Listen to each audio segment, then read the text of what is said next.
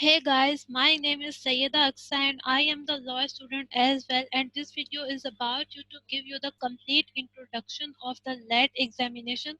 Now what is LET? LET is a law admission test. हम बहुत सारे test से फेमिलियर हैं, लाइक मेडिकल एप्टीट्यूड टेस्ट तो हम देते आ रहे हैं और हम जानते भी हैं। इंजीनियरिंग की फील्ड में भी जाने से पहले आपको एंट्री टेस्ट देना होता है, और अब क्या होगा कि अगर आपको लॉ स्टडी करना है, आपको लॉ में एडमिशन लेना है, तो आपको लॉ का भी एंट्री टेस्ट क्लियर करना होगा. So LET is a law admission test. HEC has introduced a LET examination for getting an admission in law in 2018.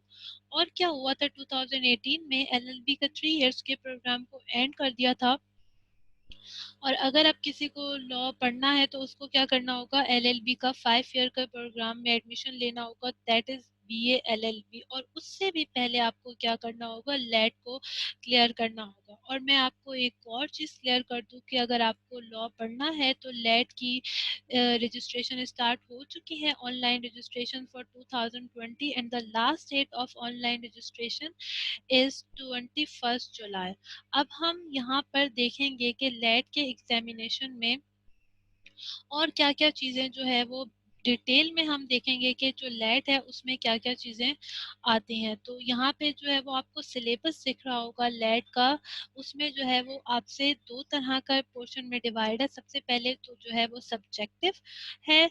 Subjective जो है वो 25 मार्क्स का है, और देन उसके बाद जो है वो मल्टीपल चॉइस क्वेश्चन का बाकी मार्क्स का जो रह गए हैं उसके में आपसे मल्टीपल चॉइस क्वेश्चन पूछे जाएंगे.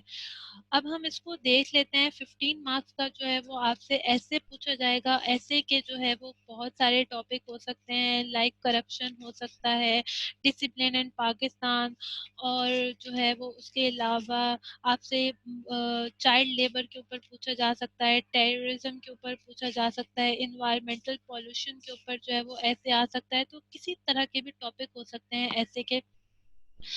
और आप ऐसे जो है वो उर्दू में लिखें या आप इंग्लिश में, दोनों आपको जो है वो ऑप्शन है आपके पास. आप अगर मजमून लिखना चाहते हैं तो आप उर्दू में भी लिख सकते हैं, और आप इंग्लिश में लिखना चाहते हैं, अगर आपकी इंग्लिश अच्छी है तो आप जो है वो इसको इंग्लिश में अटैम्प्ट करें.